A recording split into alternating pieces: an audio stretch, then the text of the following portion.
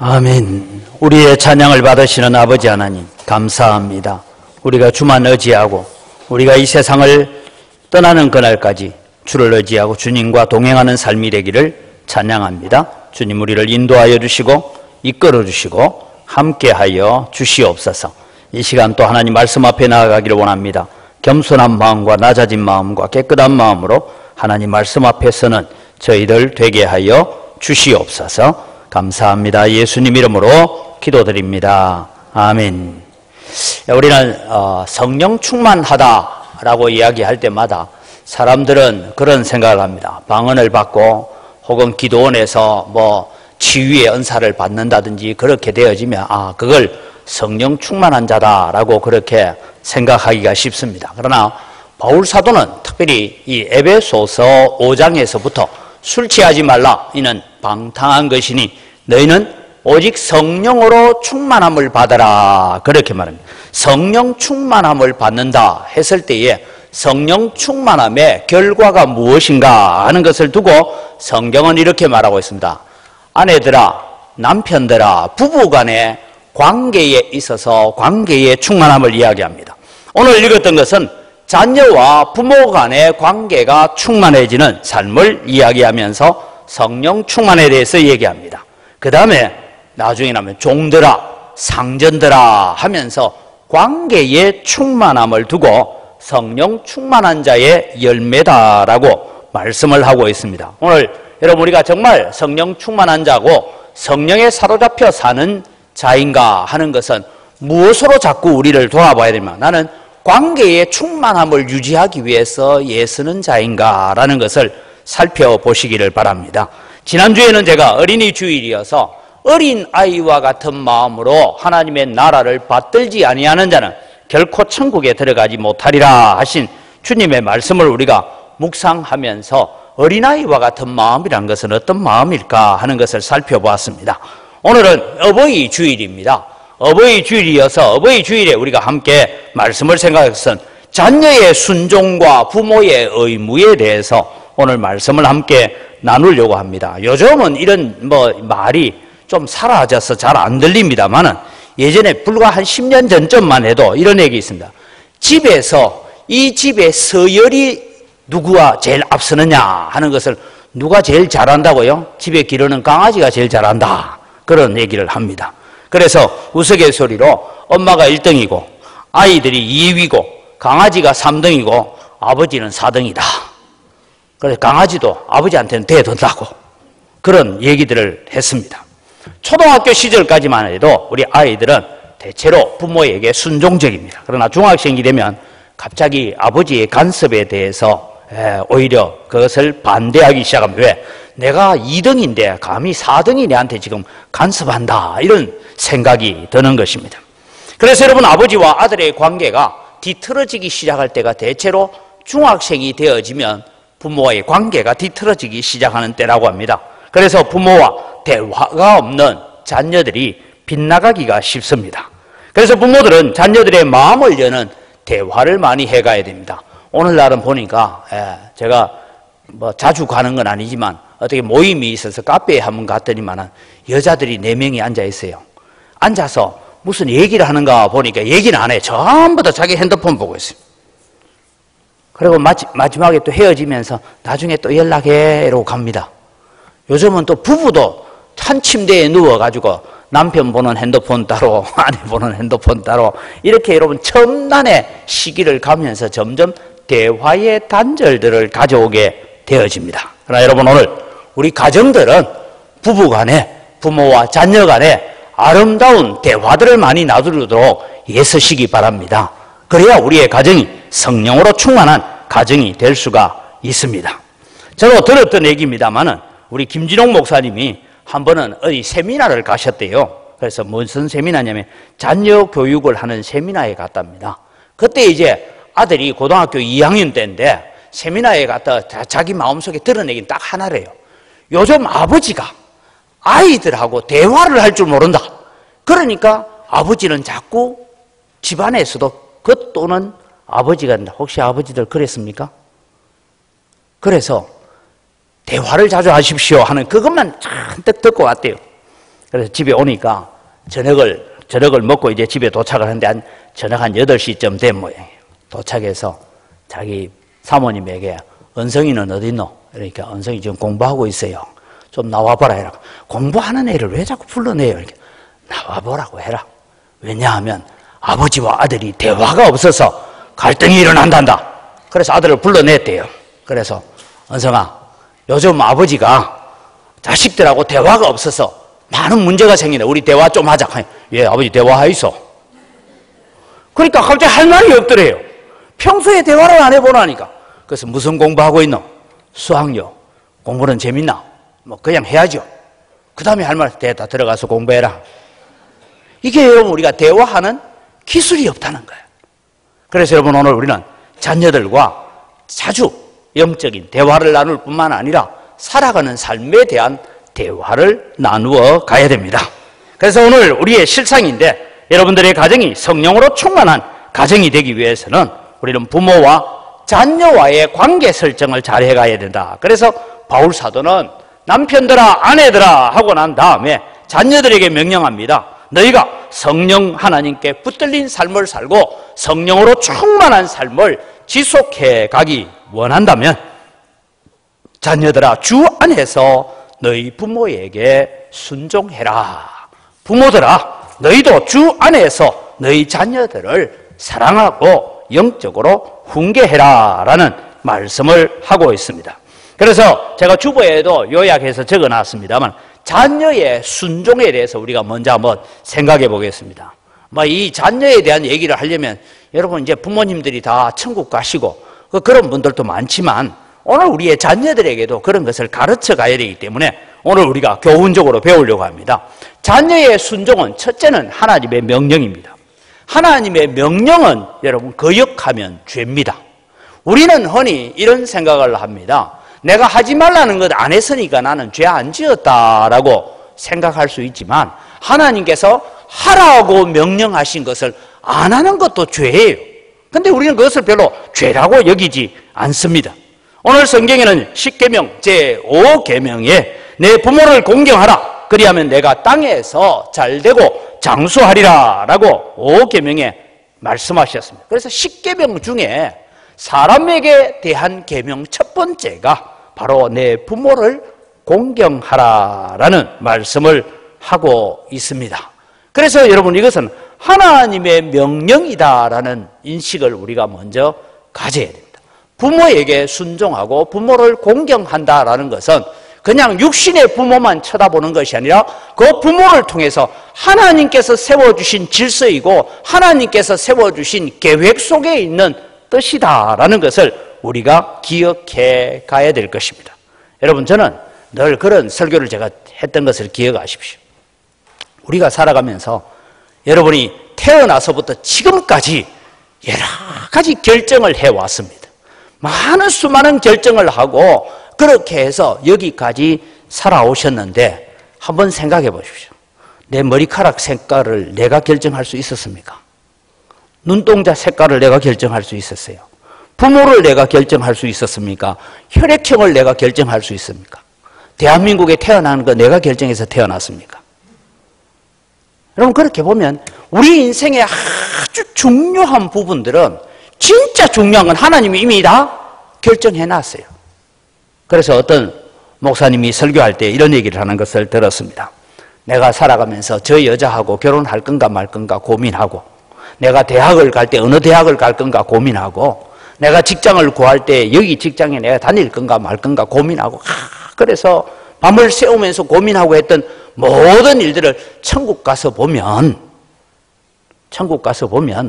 냉장고를 이쪽 벽에 붙여놓고 살까 저쪽 벽에 붙여놓고 살까 하는 정도밖에 안 되는 고민거리입니다. 그 얘기를 했어요. 여러분 오늘 우리는 살아가면서 하나님의 명령임을 우리는 기억하고 살아가야 됩니다. 부모님에게 대한 효는 인류의 문제이기 이전에 하나님과의 문제다라는 것을 우리는 생각해야 됩니다. 그래서 주 안에서 순종해라라는데 왜 성경은 주 안에서 순종하라고 말씀하고 있느냐 하면 여러분 우리는 신명기를 읽어보고 또 우리가 출애굽기를 읽어보면 제5계명에 하나님 말씀 안에서 순종해라 그런 얘기 없습니다. 그냥 내 부모를 공경해라 그렇게만 나오고 있는데 오늘 본문에는 왜 주 안에서라는 이 단어가 강조되고 있느냐 하면 바울 사도가 복음을 전하고 이 에베소서의 편지를 받아들이는 사람들 가운데서는 부모님이 믿지 않는 사람들이 많이 있었습니다. 예수 안 믿는 부모님들이 있었어요. 그러니까 부모에게 순종해라 하면 부모가 야, 네 예수 믿지 마라. 네 교회 다니지 마라. 그러면은 그것까지도 순종해야 되느냐 하는 그런 갈등을 가지고 있는 것이죠. 그래서 주 안에서 순종이라는 단어가 중요합니다. 오늘 여러분 우리는 살아가면서 부모를 공경하되 어디에서요? 하나님의 계명, 하나님의 말씀 안에서 우리가 순종하고 공경하고 그렇게 해야 된다라는 것을 말씀하고 있습니다. 그리스도를 경외함으로 순종하는 그런 마음을 가지고 살아가야 된다라고 말씀하고 있습니다. 두 번째 자녀의 순종이 중요한 의무가 무엇이냐 하면 약속 있는 첫 계명이다. 하나님께서 약속 있는 첫 계명을 주셨는데 이 약속 있는 첫 계명이 뭡니까? 하나님께서 약속해 주셨습니다.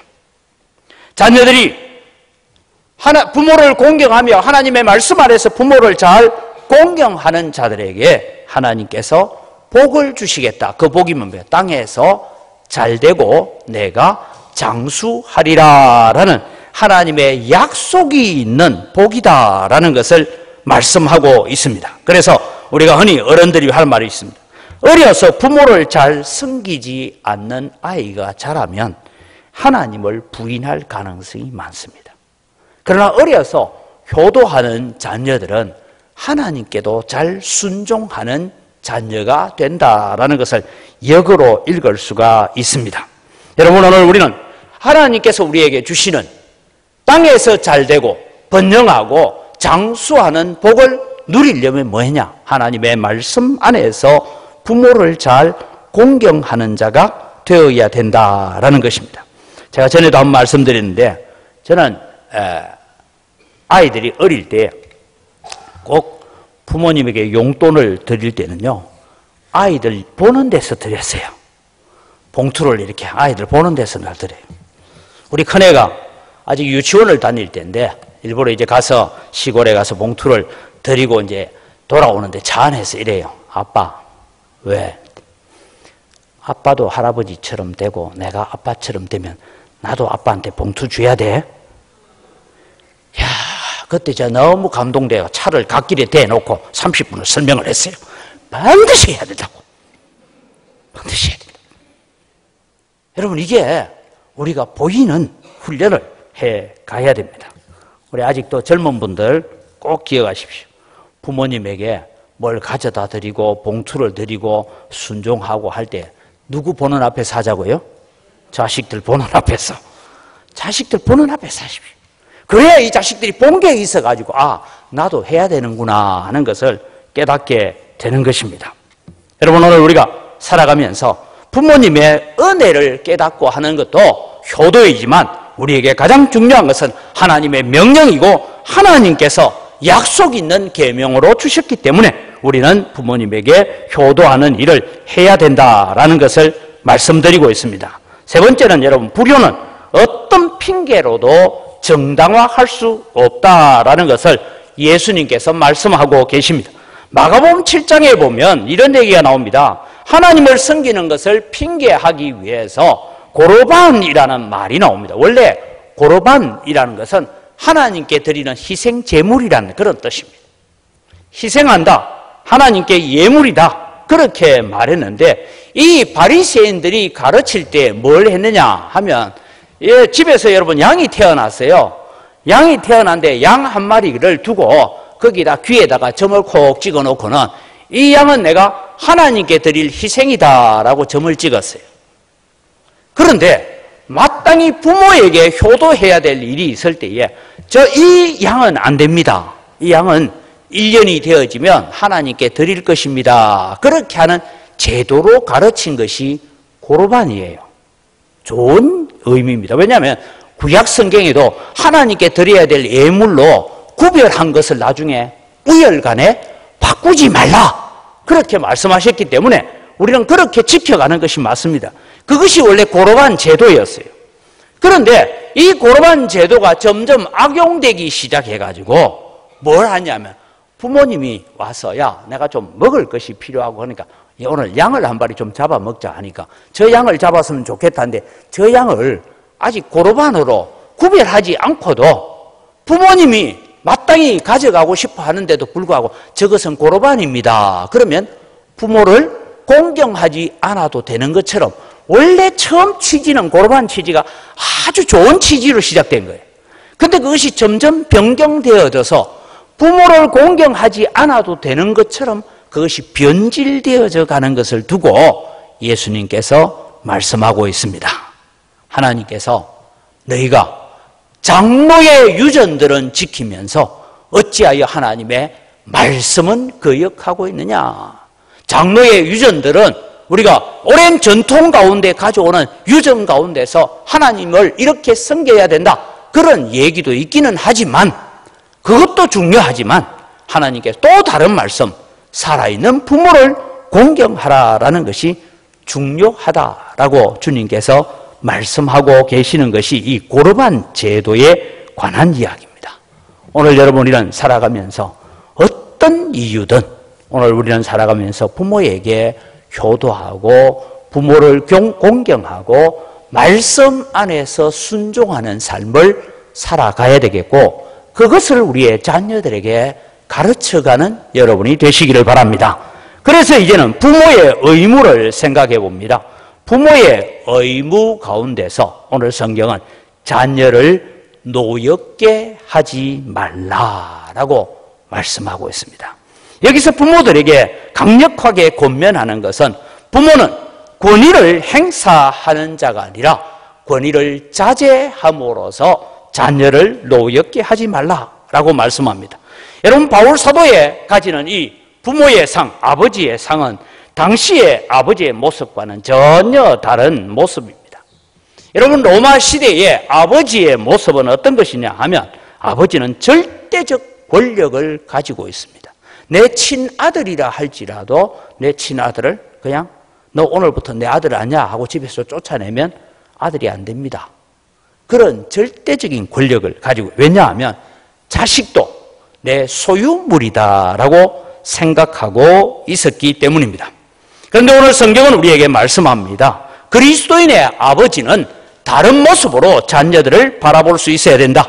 특별히 여러분 우리는 시편 127편에 보면 자녀는 여호와께서 주신 기업이다라고 했습니다. 여러분 자녀는 내 것이 아니고 자녀는 하나님께서 주신 기업임을 믿으시기 바랍니다. 비록 내 몸을 통해서 이 세상에 오게 하기는 했지만 하나님께서는 그 자녀를 또 우리와 동등한 인격으로 보고 동등한 인격으로 대하고 계신다라는 것을 우리는 기억해야 될 것입니다.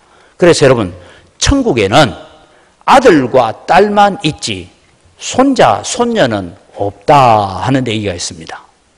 여러분 천국 가서도 여러분 아들이 여러분 보고 엄마라고 할까요? 아빠라고 할까요? 참 나도 고민입니다. 그게 뭐라고 할지. 그러나 여러분 천국에서는 다 하나님의 아들, 딸로 천국에 있는 줄 믿으시기 바랍니다. 거기에서는 여러분 세상에 있던 인간적인 관계가 아니라 새로운 영적 관계 속에 들어갑니다. 그걸 여러분 제가 천국 갔다 오지 않아서 뭐라고 설명할 수는 없지만 동등한 인격체로 하나님 앞에 서 있는 것입니다. 그래서 여러분 오늘 자녀는 하나님이 주신 기업이라는 생각을 가지고 기도해야 합니다. 하나님, 내 몸을 통해서 이 세상에 오기는 했지만 이 자식이 내 것이 아니라 하나님의 것입니다. 하나님을 더 사랑하고 하나님을 더 의지하고 하나님께 더 붙들린 자녀가 되도록 기도하는 여러분 되시기를 바랍니다. 이것이 여러분 자녀를 노엽게 하지 않는 그런 부모의 삶을 이야기하고 있습니다. 그 다음에 여러분 두 번째는 주의 교양과 훈계로 양육하라라고 말씀하고 있습니다. 그 가운데 주의 교양, 앞에 있는 주의라는 말을 여러분 중요하게 생각합니다. 너희는 주 안에서 부모에게 순종하라 하는 것처럼 부모도 자녀들을 가르칠 때 뭘 가지고 가르치면 주의 교양으로 가르쳐요. 여기에 교양이다라는 단어를 보니까 가르침이나 경고, 혹은 말을 통한 교육이다. 그렇게 말씀하고 있습니다. 그럼 여러분, 이스라엘 백성들은 어떻게 자녀들을 가르쳐 왔느냐? 흔히 요즘 보면 기독교 인터넷 같은 데 많이 뜨는 게 쉐마 교육론이다 하는데, 쉐마 교육론은 신명기 6장 4절에서 6절의 말씀입니다. 그 가운데 여러분, 우리 성경은 이스라엘아 들으라 이렇게 되어 있지만 실제로 먼저 나오는 건 들으라 이스라엘아 이런 얘기입니다. 우리 같이 본문을 읽어갑니다. 이스라엘아 들으라, 우리 하나님 여호와는 오직 유일한 여호와시니 너는 마음을 다하고 뜻을 다하고 힘을 다하여 내 하나님 여호와를 사랑하라. 오늘 내가 네게 명하는 이 말씀을 너는 마음에 새기고 내 자녀에게 부지런히 가르치며 집에 앉았을 때든지 길을 갈 때든지 누웠을 때든지 일어날 때든지 이 말씀을 강론할 것이며 너는 또 그것을 내 손목에 메어 기호로 삼으며 내 미간에 붙여 표로 삼고 또 내 집 문설주와 바깥문에 기록할지니라. 뭘 기록합니까? 들으라 자녀들아, 우리 하나님 여호와는 오직 유일한 여호와시니 너는 마음을 다하고 뜻을 다하고 힘을 다하여 내 하나님 여호와를 사랑해라. 이 말을 잘 때도 가르치고 일어날 때도 가르치고 밥 먹을 때도 가르치고 길을 갈 때도 가르치고 내 삶 속에서 오직 이 말씀을 자녀에게 전달해주고 자녀에게 가르쳐줘야 되겠다라는 사명을 가지고 살아가라 이 말씀입니다.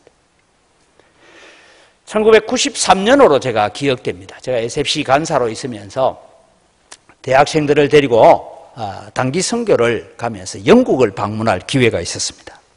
이런저런 교회들을 많이 방문하면서 그 유명했던 스펄존 목사님이 목회했던 교회도 웨스트민스터 채플도 가보고 뭐 여러 곳에 다녔는데, 한 번은 거기에 있는 유학생으로 나와 있는 선배 목사님 한 분이 이번 토요일에는 꼭 한 곳에 가볼 때가 있다. 그래서 간 곳이 어디냐면 유대인들이 드리는 채플에 가봤습니다. 자기들이 드리는 예배에 갔는데 우리는 이방인이라고 해서 자기들 들어가는 방하고 우리가 들어가는 방이 달라요. 다 구분되어 있습니다.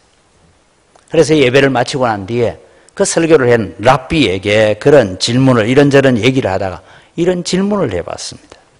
라비님, 하나님을 가장 사랑하는 방법이 뭐라고 가르칩니까? 했더니 이 랍비가 이런 얘기예요.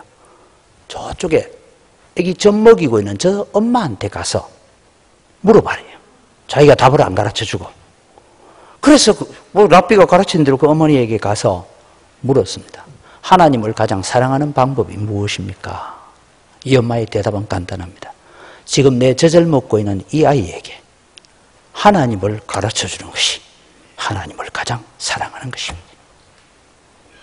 내 젖을 먹고 있는 이 아이에게 지금 하나님을 가르쳐주는 것이, 내가 믿는 하나님을 전달해주는 것이 하나님을 가장 사랑하는 방법. 뭐 거기에 여러분 다른 의의가 있고 뭐 다른 제안을 할 게 있겠습니까? 이게 여러분 유대인들이 나라 없는 삶을 2000년이나 이어오면서도 민족의 전통과 그 고유성을 유지해 왔던 유일한 길이었다고 나중에 랍비가 다시 설명해 주는 것을 들었습니다. 사랑하는 성도 여러분, 오늘 우리는 우리의 자녀들에게 출세하기를 가르치고 돈 벌기를 가르치고 건강의 법을 가르치고 여러 가지를 가르칠 수 있지만 주의 교양을 가르치기 바랍니다.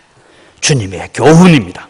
두 번째는 교훈이라는데, 이 교훈이라는 뜻은 원래 훈련, 트레이닝 이런 말인데 규율이나 처벌이 따르는 훈련을 두고 오늘 여기에 훈계다라고 했습니다.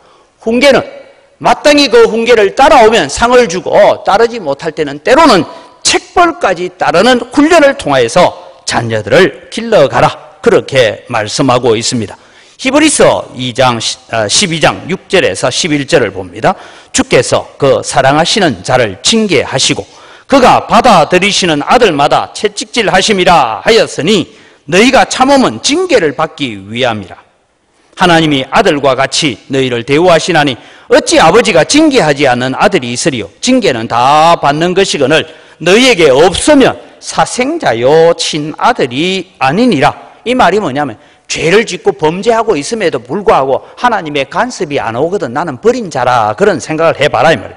또 우리 육신의 아버지가 우리를 징계하여도 공경하였거든 하물며 모든 영의 아버지께 더욱 복종하며 살려 하지 않겠느냐. 그들은 잠시 자기의 뜻대로 우리를 징계하였거니와 오직 하나님은 우리의 유익을 위하여 그의 거룩하심에 참여하게 하시느니라. 무릇 징계가 당시에는 즐거워 보이지 않고 슬퍼 보이나 후에 그로 말미암아 연단받은 자들은 의와 평강의 열매를 맺느니라. 이 말씀이 뭐냐면 훈계해라. 규율이나 처벌이 따르는, 상급이 따르는 그런 훈련을 감당하도록 자녀들을 길러가라라고 말씀하고 있습니다. 그래서 잠언서에는 자녀 교육에 대한 얘기가 여러 가지 나오는데 잠언 13장 24절에 매를 아끼는 자는 그의 자식을 미워함이라 자식을 사랑하는 자는 건실히 징계하느니라 라고 되어 있습니다. 그런데 여러분, 오늘날 대한민국은 지금 심각한 문제를 가지고 있다는 거 기억하십시오. 아이가 학교에 갔는데 종아리나 엉덩이에 매맞은 자국이 있으면 부모가 감옥 갑니다. 아십니까? 지금은 부모로 하여금 자식을 훈계하지 못하고, 그래서 요즘 아동학대죄라고 합니다. 그걸 아동학대죄다. 물론 여러분, 오늘날 이 세상 속에서 지나친 아동학대로 말미암아 많은 아이들이 생명을 잃어가는 부분도 있습니다. 그러나 여러분, 정당한 부모의 훈계와 채찍이 어디까지 갈 것이냐는 이 선은 참 애매합니다. 애매하기는 하지만 부모로 하여금 자녀들에게 마땅히 가르쳐야 될 것까지도 지금 가로막고 있는 것이 오늘 세상의 문제입니다. 그래서 요즘 초등학생들은 학교에 가면 선생님들이 가르치는 게 그런 거 가르치는, 부모를 고발하는 법. 엄마 아버지가 매를 들고 이렇게 때리면 이렇게 신고해라. 참 서글픈 세상을 우리가 겪고 있습니다. 물론 제가 볼 때는 가장 큰 문제는 아이들의 문제 아닙니다. 부모가 부모 될 만한 준비가 되지 않은 상태에서 부모가 됐다 이 말입니다.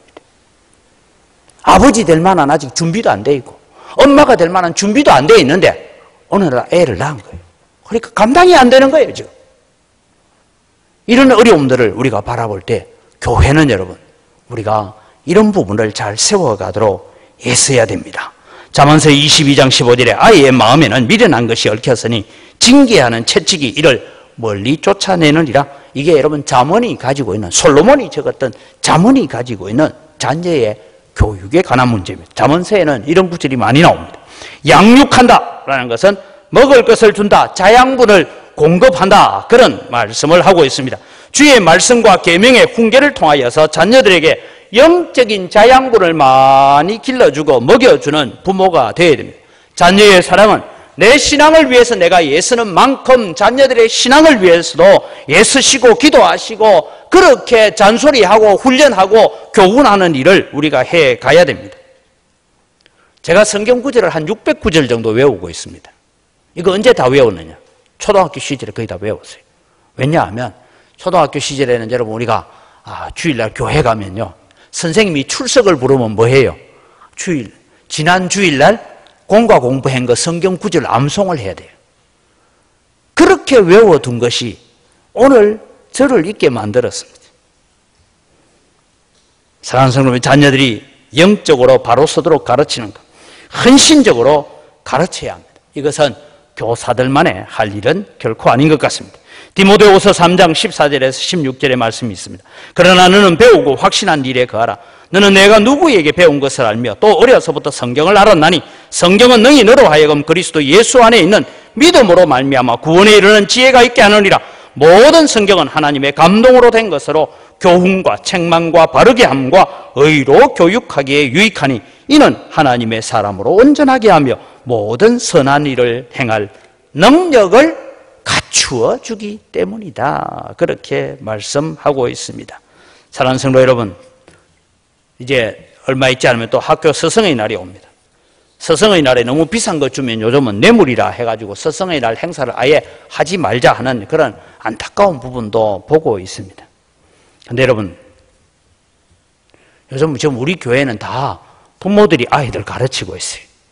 근데 여러분, 우리 자녀들을 가르치는 선생님에게는 학교 선생님보다 뇌물이 돼도 좋으니까, 아이고, 주일날 하루만이라도 우리 아이들 가르쳐줘서 고맙다고 뇌물을 갖다 주시기 바랍니다.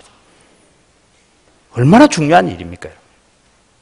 범사에 우리는 본을 보이는 생활을 해가야 됩니다. 어른들의 말과 행동에서 특히 우리는 세 번째로 생활의 본을 통하여 자녀들에게 가르쳐 가야 돼요. 제가 학생사역을 할 때였습니다. 학생사역을 할 때에 기독교 가정사역연구소 송기론 목사님 아시죠? 그분하고 같이 SFC 수련회를 할 때에 뭘 했느냐 하면, 나는 엄마 아빠 때문에 교회 다니기 싫어요 라는 그런 주제를 하나 가지고, 지금부터 한 25년 전이니까 그때 중고등부 아이들이 지금 이제 적어도 다 부모가 돼 있을 거예요. 근데 이런 설문을 조사했습니다. 우리 부모님의 신앙을 도무지 믿지 못할 때 라는 주제로 해봤더니 10등, 그 10개를 뽑았어요. 그게 한 50개를 적어 놓고 이렇게 쭉 해서 했는데, 10등이 뭐냐 하면 말만 앞세우는 부모. 나한테 해당되는 거 있거든 오늘부터 회개하시기 바랍니다. 9등, 자녀들이 교회에 오래 있지 못하게 하는 부모. 그러니까 딱 예배 시간만 교회에 가서 예배 드리고 나머지는 집에 와서 공부해라, 이런 얘기를 하는 거죠. 8등, 교회에서 봉사하지 않는 우리 부모. 이게 8등이었어요. 7등, 불규칙적으로 기도하는 부모. 그러니까 뭐 문제 있을 때마다 교회 가서 막 새벽 기도하고, 그 다음에 문제 없으면 그 다음부터 막 코가 골고 자고 막 이런 사람입니다. 그 다음에 예배 시간에 상습적으로 지각하는 부모. 그 다음에 5등, 교회를 자주 옮겨 다니는 부모. 4등, 11조나 헌금을 제대로 하지 않고 속이는 부모. 3등, 자녀 앞에서 목회자나 교회 지도자를 비난하는 부모. 2등, 예배 시간에 시계를 몇 번씩 들여다보는 부모. 여러분, 아이들이요 다 쳐다보고 있답니다.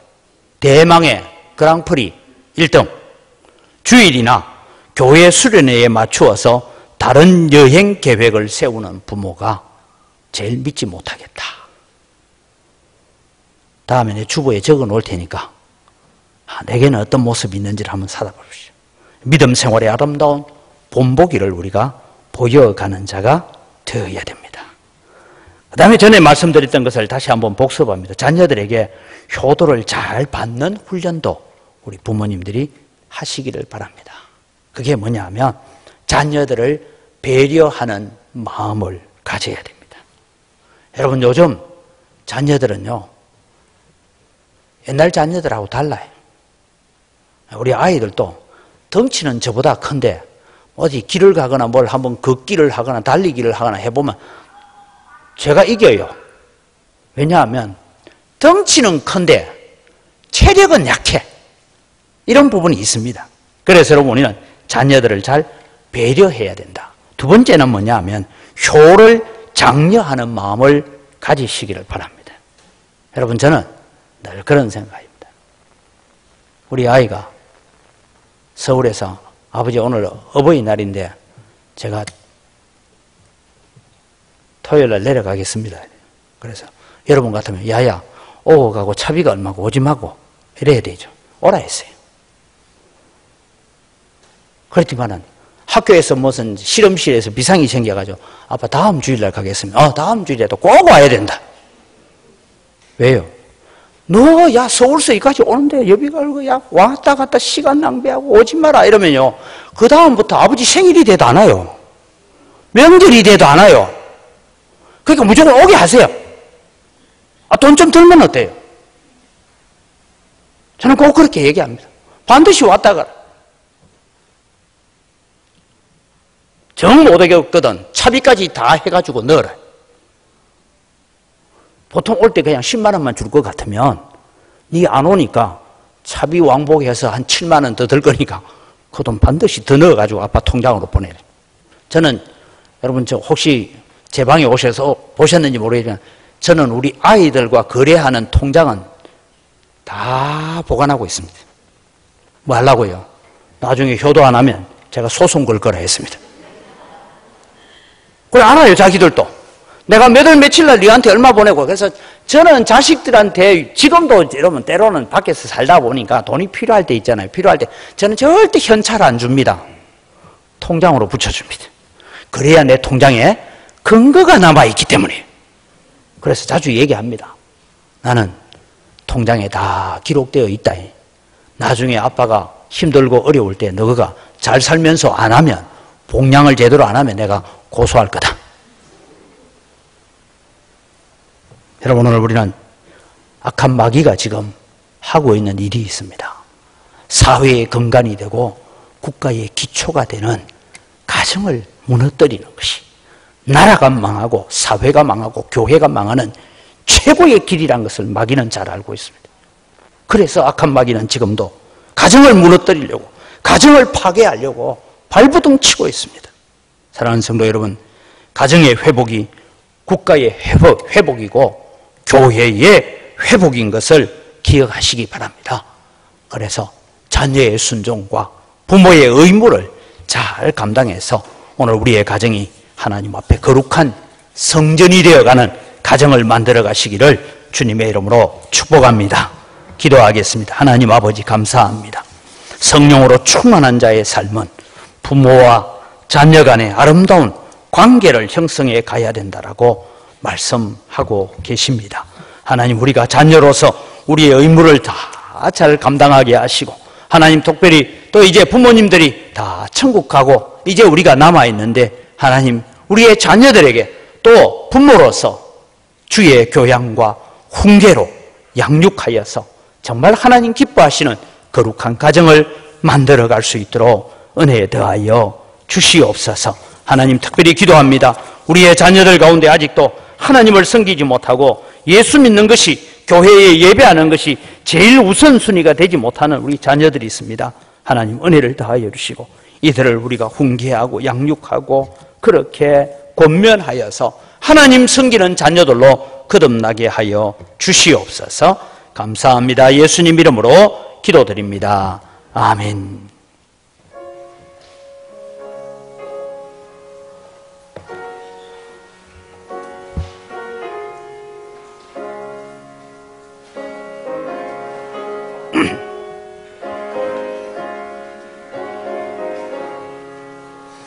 사절에 봄 바람 불어있고 하나님 아버지 모셨으니 믿음의 반석도 든든하다.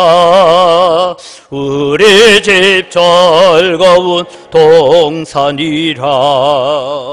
고마워라 임마누엘, 예수만 섬기는 우리 집. 고마워라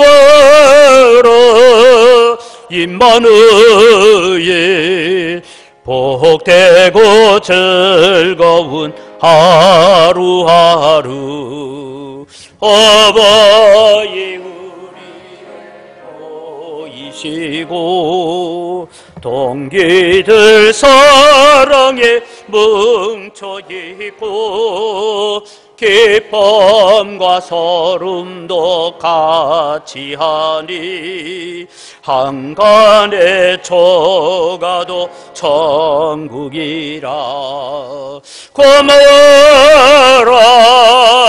임마누엘, 예수만 성에는 우리 죄. 고마워라 임마누엘, 복되고 즐거운 하루하루. 아침과 저녁에 수고하여 다 같이 해라는 온 식구가 한 상에 둘러서 먹고 마셔. 여기가 우리의 나거니라. 고마워라 임마누엘, 예수만 섬기는 우리 죄. 고마워라 임마누엘, 복되고 즐거운 하루하루. 모든 것이 다 주의 손으로부터 왔습니다. 주의 손으로부터 받은 것 가지고 주님께 돌려드립니다. 주님, 향기를 험량하여 주시옵소서. 하나님 아버지, 오늘도 우리에게 어려운 경제 상황과 환경 속에서도 11조를 드릴 것이 있도록 인도해 주신 하나님 감사합니다. 나머지 9 가지고 살아갈 때 갑작스럽고 계획 없는 지출들 일어나지 않도록 우리 성도들의 건강과 출입과 모든 사업장과 일터와 농터에 하나님의 은혜가 함께하여 주시옵소서. 그래서 하나님, 우리 성도들 때문에 거래처들까지도 함께 복을 받는 축복의 통로로 쓰임받도록 은혜를 더하여 주시옵소서. 여러 가지 감사의 제목을 따라 예물을 드립니다.